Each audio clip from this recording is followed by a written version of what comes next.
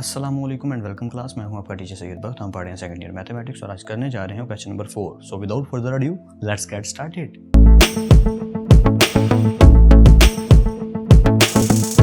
Welcome back guys. Start करते हैं question को। स्टेटमेंट बड़ी सिंपल सी है, find the domain and range. तो आई होप सो कि आपने मेरी रीसेंट क्लासेस जरूर देखी होंगी। अगर किसी स्टूडेंट ने मिस की हैं, I highly recommended that description box में लिंक ऐड है।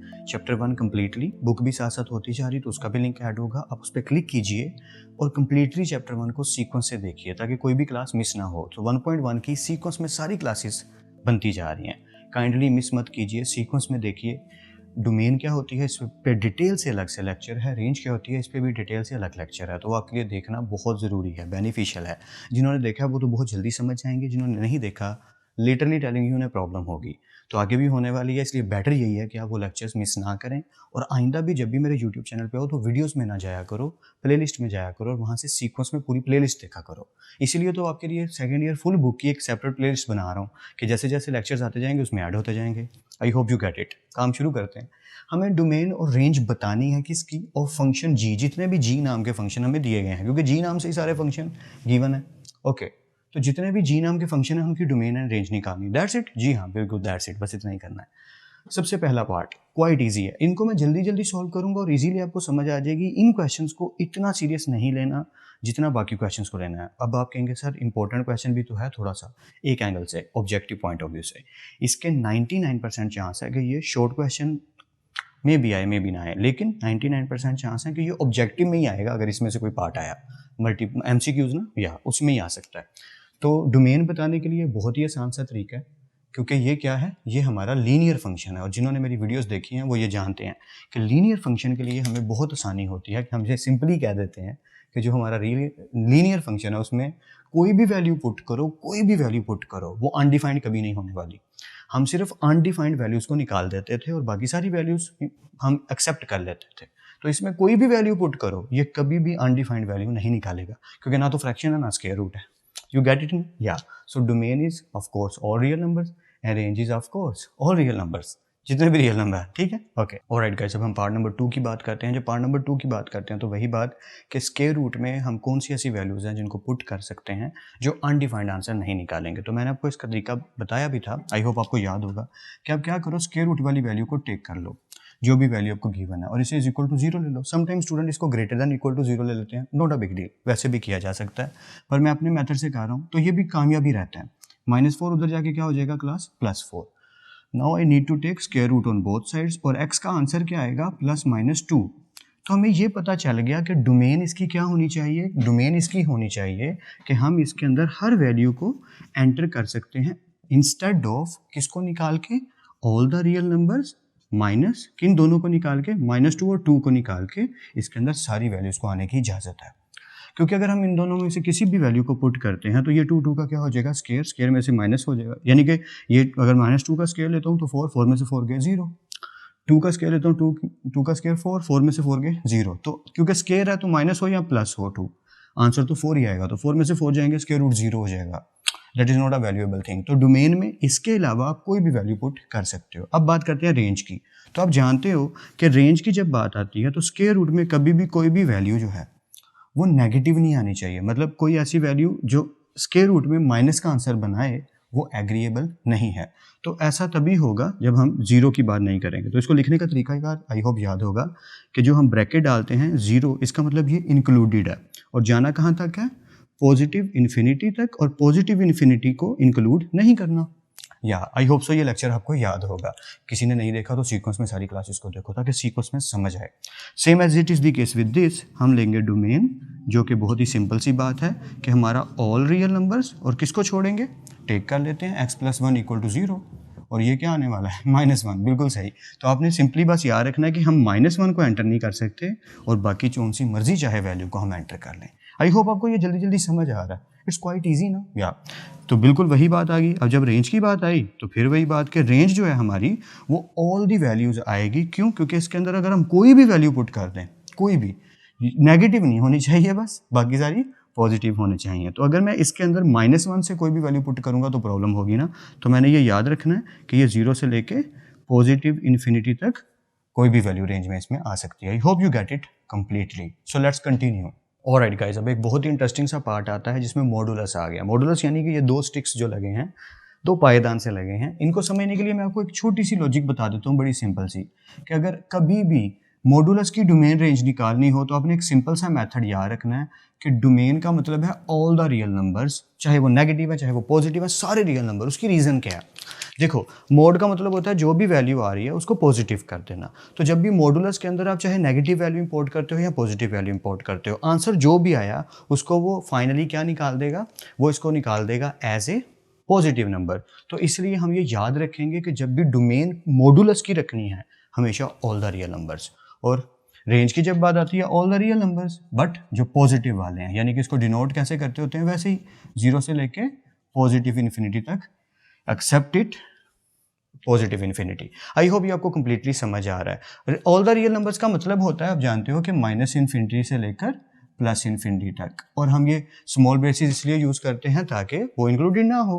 ऑलराइट गाइस, अब एक बहुत ही इंपॉर्टेंट टॉपिक की तरफ मूव फॉरवर्ड करते हैं। इस फंक्शन को कहते हैं पीस वाइज फंक्शन। ये बहुत ज़्यादा इंपॉर्टेंट है। नेक्स्ट जो हम फंक्शन करने वाले हैं आगे फर्दर, जी के सारे फंक्शन नहीं पार्ट नंबर 6, 7, 8 वो सारे पीस वाइज फंक्शंस हैं। गूगल कर लीजिएगा पीस वाइज, पीस यानी PIECE पीस, ठीक है, ओके। तो पीस वाइज फंक्शन को यूज़ करने की जब बात आती है तो बस ये समझ लें कि इन्हें पीस वाइज क्यों कहते हैं, क्योंकि इसमें दो इंटरवल्स होते हैं। डोमेन की जब बात करूंगा तो आप मेरी बात को ज़्यादा बेटर वे में समझ पाओगे। या इसकी डोमेन किस तरीके से निकाली जाएगी? क्वाइट ईजी सिंपल सा मेथड है। देखो, अगर मैं नंबर लाइन की बात करूं तो इसको ड्रॉ करने के लिए समझ लो कि यहाँ पे 0 है, यहाँ पे 1 और यहाँ पे -1 और ये -2, यानी कि ये मेरा -2 है। उन्होंने क्या कहा पहली कंडीशन के अकॉर्डिंग कि x जो है वो -2 से या तो छोटा है या इक्वल है। इसका मतलब वो -2 से शुरू होता है और फिर नीचे की जानिब जाई जा रहा है, किस तरफ? माइनस इन्फिनिटी की तरफ। या तो इससे एक चीज समझ आ गई कि इस हिस्से का जो आंसर बनता है डोमेन में वो बनता है कि माइनस इन्फिनिटी से लेकर कहाँ तक? -2 तक, और -2 को शामिल करना है। यही क्लियर करते हैं ना ये बड़ी ब्रैकेट, या कि -2 इंक्लूडेड है बट माइनस इन्फिनिटी एक्सक्लूडेड, और इनकी रेंज यहाँ तक बनती है, डोमेन ये बनती है, ठीक है, ओके। ये तो इस हिस्से का आंसर हो गया। अब बात करते हैं इस पोर्शन की। ये भाई साहब क्या करते हैं कि -2 से लेकर आगे एंड तक, क्या? -2 से लेकर आगे एंडिंग तक जहां तक जा रहा है। तो इससे हमें ये चीज़ पता चली कि यूनियन के -2 इक्वल टू नहीं है तो -2 को हम इंक्लूड नहीं कर सकते। -2 से लेकर कहां तक जाना जी? पॉजिटिव इन्फिनिटी तक जाना है। तो इससे हमें ये चीज़ पता चली कि फाइनल आंसर कुछ यूं आ रहा है कि माइनस इन्फिनिटी से लेकर -2 तक जाना है और -2 को ऐड करना है, और फिर -2 से लेकर कहां तक जाना है? पॉजिटिव इन्फिनिटी तक। तो फाइनल आंसर क्या हुआ? माइनस इन्फिनिटी से लेकर प्लस इन्फिनिटी, ठीक है। आई होप आप इस मेरी बात को समझ पा रहे हैं। मैं रिपीट कर देता हूँ थोड़ा सा। हमने कहाँ से देखा? हमने पहली जो हमारी कंडीशन है उसको देखा कि -2 से लेसर हो सकता है x। लेसर कहाँ तक? नो आइडिया, कहीं तक भी जा सकता है। और फिर ये आ गया हमारा कि माइनस इन्फिनिटी से लेकर -2 तक। फिर क्या कहा उसने? -2 से ग्रेटर हो सकता है x, यानी कि -2 से पॉजिटिव की तरफ जा रहा है, -1, 0, 1, 2, क्योंकि बड़ा हो रहा है ना तो उस तरफ जा रहा है। और जब इन दोनों को यूनियन लेंगे तो ये बनेगा क्या? Minus infinity. या क्या हो गया? आज कुछ हो गया, तबीयत नहीं ठीक लगता है, ओके। माइनस इन्फिनिटी से लेकर प्लस इन्फिनिटी तक। आई होप ये क्लियर है। अब बात करते हैं रेंज की, और जब क्लास इसकी रेंज की बात आती है तो याद रखिएगा कि पीस वाइज फंक्शन की रेंज आप निकाल लो तो ज़्यादा बेटर है। What does that mean? कि हमने ये सबसे पहले चेक किया कि फंक्शन है 6x + 7, ठीक है। उसने कहा कि -2 से x जो है ना वो छोटा होता चला जा रहा है। तो देखते हैं कि रेंज में कौन सा आंसर आता है। पुट करके देखते हैं, x की जगह पुट करिए -2 + 7, सो -12 + 7। फाइनल आंसर क्या आया? -5। इसका मतलब ये है कि अगर मैं -2 पुट करने से -5 आंसर गेन कर पा रहा हूँ, तो अगर मैं -3 पुट करूंगा तो ये और ज़्यादा इस तरफ जाना शुरू हो जाएगा। मैं क्या कहना चाह रहा हूँ कि आंसर आया -5। रेंज की बात अब कर रहा हूँ, ठीक है। अगर -5 आंसर आया है तो अगर मैं और बड़ी वैल्यू, यानी कि -2 से इधर की वैल्यू पुट करता जाऊँगा, इधर की वैल्यू कौन सी है? -3, -4, -5, तो जो भी वैल्यू पुट करूँगा -5 से इधर को ही आंसर आएगा। ऐसे ही है ना? मैं फिर से रिपीट कर देता हूँ क्या बोल रहा हूँ मैं। अगर मैं -2 पुट करता हूँ तो आंसर आ रहा है -5। अब अगर मैं -2 से इधर वाली वैल्यू पुट करूंगा तो -5 से और इधर वाला आंसर आएगा, यानी कि इस तरफ को जाएगा। तो हमें ये चीज़ समझ आ गई कि पहली कंडीशन के अकॉर्डिंग हमारी रेंज क्या बनती है? -इन्फिनिटी से लेकर -5 तक, और -5 जो है उसको इंक्लूड करना है हमने। क्यों? क्योंकि वो इक्वल टू है। खैर, आई होप ये बात आपको ठीक से समझ आ रही है, ठीक है। अब मैं दूसरी रेंज की बात करता हूँ, इस रेंज की। यहाँ पे मैंने वीडियो पहले करते हुए शूट यहाँ पे गलती से वैल्यू गलत लिख दी थी, गलती से वैल्यू गलत लिख दी थी, या तो आप ये ठीक कर लीजिएगा। आई होप किसी ने गलती से नोट ना कर लिया हो, इसलिए वीडियो को एंड पे नोट किया करो, वीडियो के स्टार्ट पे नोट ना किया करो। ओके, इक्वेशन है 4 माइनस 3x। हमें कहा गया कि -2 से बड़ी की जानिब जाना है, जो भी वैल्यू हम -2 पुट करने से आंसर निकलेगा उससे बड़ी की जानिब। फिर से रिपीट कर रहा हूँ, देखें x is less than equal to -2 था, हमने -2 जब इसमें पुट किया तो उससे जो आंसर निकला -5। हमें ये पता है कि वो -5 से बढ़ेगा, मतलब किस तरफ बढ़ेगा, नेगेटिव साइड पे बढ़ेगा। इसी तरीके से जब -2 को पुट करेंगे तो जो भी आंसर आएगा हमने उसके मूव फॉरवर्ड आगे देखना है। कैसे, मैं बता देता हूँ। 4 माइनस एक्स की जगह पुट कर दीजिए -2, जी हमने -2 पुट कर दिया, minus minus plus 3 to the 6। I hope ये क्लियर है, मैं ज़्यादा स्पीड से तो नहीं जा रहा। ओके, 4 माइनस 3 एक्स की जगह पुट कर दिया -2, minus minus plus 3 to the 6, और ये आंसर आ गया 10। और राइट, इससे हमें पता चला कि जो हमारी नंबर लाइन है उसमें हमारी रेंज किस तरीके से काम कर रही है कि 10 से आगे की तरफ मूव कर रही है, कि अगर हम इसमें वैल्यू पुट करेंगे तो 10 पॉजिटिव से आगे की जानिब आएगा। इसलिए हम क्या करेंगे कि अपनी रेंज को किस तरीके से लिखेंगे कि 10 को इंक्लूड नहीं करना, 10 से आगे की जानिब जाओ और कहाँ तक जाओ, प्लस पॉजिटिव इन्फिनिटी तक। अब आप सोच रहे होंगे कि सर 10 को इंक्लूड क्यों नहीं करना, 10 तो आंसर आ रहा है। तो यहाँ एक मज़ेदार बात यह है कि भैया जी आपने देखा कि जब हमने -5 को इंक्लूड किया, ये देखो ना -5 को हम इंक्लूड कर रहे हैं पर 10 को इंक्लूड नहीं कर रहे। तो जब -5 को हमने इंक्लूड किया तो हमने क्या पुट किया था, -2। कहाँ से पुट किया था, यहाँ से। तो यहाँ कौन सा साइन था, less than and equal to का साइन था, इसलिए हमने -5 को इंक्लूड किया। यहाँ पे हमारे पास इज इक्वल टू का साइन नहीं है, सिर्फ ग्रेटर देन -2 है। तो वही हम कहेंगे कि 10 से ग्रेटर जो भी वैल्यू होगी वो इंक्लूड करेंगे। फिर से ओके, एक दफ़ा फिर से। ओके, मैंने कहा -2 से लेसर और इक्वल, या -2 से लेस और इक्वल जो भी वैल्यू होगी वो अगर हम इसमें पुट करेंगे तो -5 से इस तरफ को आंसर आता जाएगा।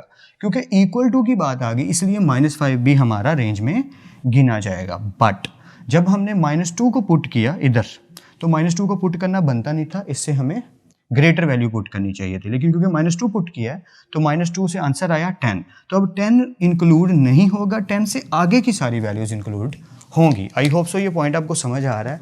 किसी को कन्फ्यूजन हो रही है तो वीडियो को पीछे करके 2-3 बार देख लो। फिर हमारे 2 पार्ट रहते हैं, जल्दी से उनको भी कवर अप करते हैं। ऑलराइट गाइस, अब हम फिनिश करते हैं अपना लास्ट पीस वाइज फंक्शन जो कि पार्ट नंबर 6 है, और ये बहुत अच्छा पार्ट मिल गया हमें अपना कंसेप्ट और बेटर करने का। ये इतना ईजी है और इसको समझने में बेनिफिट ये है कि जो पहले भी हमारा कॉन्सेप्ट था वो और बेटर हो जाएगा। तो शुरू करते हैं। डोमेन की पहले बात कर लेते हैं, which is quite easy. Okay, domain easy मैं किस एंगल से कहता हूँ कि यार ये तो रफली हो जाती है, इजीली हो जाती है। देखें कैसे, पहली कंडीशन के अकॉर्डिंग उसने कहा कि जो नंबर लाइन है ये 0, 1, 2 और ये फॉर एग्जांपल 3 है। उन्होंने ये कहा कि जो x है वो 3 से छोटे की तरफ जा रहा है, यानी कि 3 इंक्लूड नहीं है, 3 इंक्लूड नहीं है। हम यहाँ से जा रहे हैं कहाँ तक, नेगेटिव इन्फिनिटी तक। तो इसके अकॉर्डिंग हमारी जो डोमेन है वो क्या बनी कि -इन्फिनिटी से लेकर कहाँ तक जाओ, 3 तक जाओ और 3 को इंक्लूड नहीं करना। आई होप ये क्लियर है, ठीक है। Okay, union. अब इसकी बात कर लेते हैं। इसने कहा 3 को भी इंक्लूड करो, 3 को भी इंक्लूड करो और 3 से कहाँ तक जाओ, पॉजिटिव इन्फिनिटी तक। तो वही करते हैं, हम क्या करते हैं, 3 को भी इंक्लूड करते हैं और कहाँ तक जाते हैं, पॉजिटिव इन्फिनिटी तक। तो जब हम इन दोनों का यूनियन लेंगे तो final answer you know that क्या बनेगा कि -इन्फिनिटी से लेकर +इन्फिनिटी बनेगा। ऑफ कोर्स, क्यों, देखें जब हमने पहली की डोमेन की बात की तो ये था -इन्फिनिटी से लेकर 2 तक, फॉर एग्जांपल 3 नहीं था 2 तक। तो 2 से 3 तक किसने कवर कर दिया कि x जो है वो 3 से लेकर कहाँ तक जा रहा है, पॉजिटिव इन्फिनिटी तक। तो 3 तो आ ही गया ना यार बीच में, या -इन्फिनिटी से लेकर 3 तो इधर से आ ही गया कि 3 भी इंक्लूड करना है। तो 3 को भी जब इंक्लूड करेंगे तो -इन्फिनिटी से पॉजिटिव इन्फिनिटी तक। आई होप ये तो क्लियर है। अब रेंज की बात करते हैं जो कि हमारा असल कॉन्सेप्चुअल मेथड है कि इसको कैसे समझना है, कैसे ठीक से करना है। एक काम करते हैं, एक एक करके पुट करके देख लेते हैं। एक चीज़ मैं पहले ही डिफाइन कर दूं, रिवाइज करवा दूं, यहाँ पे इज इक्वल टू नहीं है। इसका मतलब जब हम 3 पुट करेंगे तो जो आंसर आएगा हम उसको इंक्लूड नहीं करेंगे रेंज में, उसके आगे की सीरीज को करेंगे। फिर से जब हम 3 पुट करेंगे इसके अंदर तो जो रिजल्ट आएगा, जो आंसर आएगा, हम वो इंक्लूड नहीं करेंगे रेंज में। क्यों? क्योंकि ये इक्वल टू नहीं है। बट जब हम इसके अंदर 3 पुट करेंगे तो यहाँ x क्या है, इक्वल टू, तो जो रिजल्ट आएगा उसको इंक्लूड करेंगे रेंज में। करके देखते हैं ताकि और बेटर समझ आए। ओके, इक्वेशन है x - 1। मैंने कहा अगर हम कहते हैं x is equal to 3 put कर देते हैं तो 3 - 1 क्या आया, आंसर आ गया 2। इससे हमें पता चला जो हमारी रेंज है, फर्स्ट वाली रेंज, उसमें हमने क्या करना है कि -इन्फिनिटी से चलना है और कहाँ तक जाना है क्लास, हमने 3 वाली वैल्यू को इंक्लूड नहीं करना, 2 को इंक्लूड नहीं करना। अच्छा एक चीज़ और, हमने देखा x 3 से क्या हो रहा है, छोटा हो रहा है, तो उसके बाद हम 3 की जगह क्या पुट करेंगे, छोटी वैल्यू पुट करेंगे ना, यानी कि 2 पुट करेंगे। ओके 2 पुट करने से 2 - 1 आंसर क्या आया, 1। पहले आंसर आया था 2 और फिर आंसर आया 1। इसका मतलब ये कि पहले 2 आया था फिर 1 आया, छोटी वैल्यूज आती चली जा रही हैं। तो रेंज में जो फर्स्ट प्रायोरिटी या फर्स्ट लाइन हमारे पास आ रही है वो कुछ यूँ आ रही है कि -∞ से जाना है, और जाना कहाँ तक है, +2 तक, बट +2 को इंक्लूड नहीं करना। ये बात आप आई होप अब ठीक से समझ पा रहे हो। +2 को क्यों नहीं इंक्लूड करना भाई, इसलिए नहीं इंक्लूड करना क्योंकि x जो है वो यहाँ पे =3 नहीं है, <3 है, क्योंकि एक पॉइंट लेसर है, इक्वल नहीं है, तो इसलिए 2 इंक्लूड नहीं होगा, 1 इंक्लूड होगा। तो अगर आपने 1 लिखना है हाँ तो फिर आप क्लोज ब्रैकेट डाल सकते हो। ओके यूनियन, सेकंड वाली कंडीशन की बात कर लेते हैं। सेकंड कंडीशन है 2x + 1। अब हमने 3 को पुट करना है और जो आंसर आएगा उसको इंक्लूड करना है। ओके तो x की जगह पुट कर दीजिए 3 और आंसर आया 2 3 6 + 1 और आंसर आ गया फाइनल 7। इसका मतलब अगर हम 3 से कोई भी x की बड़ी वैल्यू पुट करते जाते हैं, x की कोई भी बड़ी वैल्यू, फॉर एग्जांपल ये 0 और ये 3 है, अगर मैं 3 की बड़ी वैल्यू 4 5 कुछ भी पुट करता हूँ तो जो रेंज आ रही है वो बड़ी वैल्यू की तरफ जाई जा रही है ना, 7 से। ये है हमारा 7, या फॉर एग्जांपल यहाँ 7, तो 7 से बड़ी वैल्यू ही आएगी ना। फॉर एग्जांपल 3 के बाद मैं 4 पुट करता हूँ तो 4 2 8, 8 और 1 9, तो इसका मतलब 9 से बड़ी वैल्यू है, 7 से बड़ी वैल्यू है 9। इसी तरह 3 से बड़ी वैल्यू 6 अगर पुट कर देता हूँ, 6 2 12, 12 और 1 13, 13, तो 7 से बड़ी वैल्यूज आ रही हैं, तो 7 भी इंक्लूड होगा। और कहाँ तक जाना है, +∞ तक। आई होप सो कुछ ना कुछ आपको आइडिया ज़रूर होता जा रहा है, मैं जो आइडियाज़ दे रहा हूँ, क्योंकि इसकी प्रैक्टिस करना बहुत ज़रूरी है। मैं आपको आसान करके बताने की पूरी कोशिश कर रहा हूँ। मैं एक समरी बता देता हूँ आसान सी। हमारे पास एक पीस वाइज फंक्शन है जिसमें 2 इंटरवल्स हैं। डोमेन कैसे चेक करनी है, बड़ा इजी सा मेथड है कि 3 से छोटा यानी कि 3 से लेके -∞ तक, और 3 को इंक्लूड नहीं किया क्योंकि इक्वल टू नहीं है। यहाँ 3 को भी इंक्लूड किया और कहाँ तक गए जी, 3 से बड़ा हो रहा है, कहाँ तक, +∞ तक। और जब इनका यूनियन लेंगे तो आंसर आएगा -∞ to +∞। That's it. Range check करने का क्या तरीका है कि x की जगह उस वैल्यू को पुट करो, अगर इक्वल टू है तो रेंज में उस वैल्यू को भी इंक्लूड कर लो। जैसे 3 पुट किया था तो आंसर आया था 2, तो 2 को इंक्लूड नहीं करेंगे क्योंकि 3 पुट किया है और 3 इक्वल नहीं है x के। ये रेंज हमारी आ गई -∞, क्योंकि 2 + 2 के बाद वैल्यू इस तरफ को जाने लग गई। जितनी भी वैल्यूज हम छोटी x की पुट करते जाएंगे आंसर इस जानिब जाता जाएगा, लेफ्ट साइड पे। फिर यूनियन आया और फिर हमने सेकंड कंडीशन को चेक किया, हमने वैल्यू टेक की और 3 पुट किया। इससे जो आंसर आया हमने देखा कि अगर 3 से बड़ी वैल्यूज पुट करते जाएंगे तो वो आंसर 7 से आगे की जानिब जाता जाएगा। तो यूनियन 7 को भी इंक्लूड करना है और कहाँ तक जाना है, +∞ तक। आई होप ये क्लियर हो गया हो। किसी को कन्फ्यूजन है तो वीडियो को पीछे करके देख सकता है।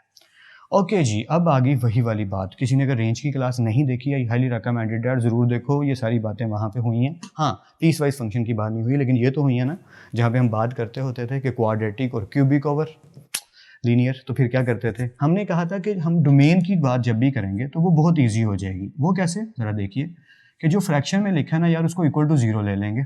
यही बात की थी, आई होप सो आपको याद होगा कि हमने डिस्कशन ये की थी कि जब भी हमारे पास फ्रैक्शन आएगी तो हम क्या करेंगे, जो फ्रैक्शन में लिखा है उसको इक्वल टू 0 ले लेंगे, और +1 उधर जाके क्या हो गया, -1। तो इसका मतलब all the real numbers accept -1। ये आ गई आपकी डोमेन। तो मैं ये रफ जो मैंने किया ये मैं इरेज कर देता हूँ। और मैं इतनी स्पीड में क्यों जा रहा हूँ, क्योंकि ये हमें बहुत अच्छे से टॉपिक आता है, इसमें कोई हमें कन्फ्यूजन नहीं है। हाँ, अब जो पढ़ने लगे हैं रेंज, इसका मज़ा आएगा थोड़ा, या कि रेंज कैसे निकलेगी इसकी, वो इंटरेस्टिंग है थोड़ा। देखो कैसे यार, रेंज के लिए मुझे इसको थोड़ा सॉल्व करना पड़ेगा क्योंकि मुझे वैल्यू को पुट करना है। और पुट कौन सी वैल्यू करनी है वो मैं अभी बताता हूँ, मज़ेदार है। देखो कैसे, मैं वैल्यू को टेक करता हूँ x² + 3x + 2 over x + 1। I knew it कि ये जो ऊपर लिखी है ये क्वाड्रेटिक इक्वेशन है, यानी कि इसकी फैक्टराइजेशन करनी होगी। 2x² बनाना है और बीच में 3x, तो 2x और x 3x, अगर मल्टीप्लाई करूँगा तो 2x²। ओके, नीचे आ गया x + 1, x कॉमन आया, ये चीज़ आ गई x प्लस, या ये इस तरीके से फैक्टराइज हो रहा है। खैर ये आपको आई होप सो कि कन्फर्मली आता है, इसलिए मैं इस पर ज़्यादा डिबेट नहीं कर रहा कि ऊपर हो गई हमारी फैक्टराइजेशन। ओके, ऊपर वाले पोर्शन की हमने की फैक्टराइजेशन और फाइनली वो ये बन गया। अब हमने क्या करना है, x + 1 से कट गया तो क्या बचा, x + 2 बचा जी। बस यही मैं बताना चाह रहा था कि क्या चीज़ बची, x + 2। ज़रा यहाँ पे देखिएगा जो मैं बताने लगा हूँ, हमारे पास आया है x + 2। आपने इधर भी वही करना है, इस प्रोसेस को भी वैसे सॉल्व करना है कि जब रेंज निकालने लगो तो अपनी वैल्यू को सॉल्व करो, जो वैल्यू आए उसमें आपने क्या पुट करना है, अपनी डोमेन पुट कर देनी है। x की जगह पे क्या पुट कर देनी है, अपनी डोमेन -1 +2, और जो आपका आंसर आएगा ना, या आपने रेंज को all the real numbers except then that, उसके अलावा फिर से रिपीट कर देता हूँ यार, ये मेथड 2 नंबर से है। 2 नंबर मतलब अपना ही तरीके का, मज़ा आता है इसको करने का। डोमेन का क्या तरीका है कि फ्रैक्शन को इक्वल टू 0 लो, और जो भी x का आंसर आता है बस वो नहीं होगा रियल नंबर में, बाकी सारे रियल नंबर होंगे। ये डिसाइड हुआ था ना डोमेन की दफ़ा। रेंज भी ऐसे ही है। रेंज में क्या करना है, उस इक्वेशन को सॉल्व करना है, जो वैल्यू आए उसमें क्या पुट कर देना है, x की वो वैल्यू पुट करनी है जो आपकी डोमेन में वैल्यू आई थी। उसको पुट करने से जो आंसर आएगा, रेंज कैसे लिखनी है कि ऑल द रियल नंबर्स, और किसको छोड़ देना है, जो आंसर आपका आया, जो आपका आंसर आया। फिर से रिपीट कर दूंगा एक दफ़ा। ओके, हमने डोमेन कैसे निकालते थे कि जो फ्रैक्शन में लिखा उसको इक्वल टू 0 लेते तो उसमें से x का आंसर निकाल देते। जो भी x का आंसर आता था हम कहते थे all the real numbers subtract या माइनस ये वाला नंबर निकाल दो सारे रियल नंबर में से, और ये हमारी डोमेन होगी। अब हमने क्या करना है कि हमने जो हमारा रियल नंबर यानी कि जो हमने निकाला है उस नंबर को हमने पुट कर देना है किसमें, जो हमारी इक्वेशन आएगी उस इक्वेशन में पुट करने से जो आंसर आएगा ऑल द रियल नंबर्स उस नंबर को निकाल के, बस ये बात सादी सी याद रखनी है। अब इसकी डेप्थ में मैं क्या जाऊँ, बस इतना ही लॉजिकल है।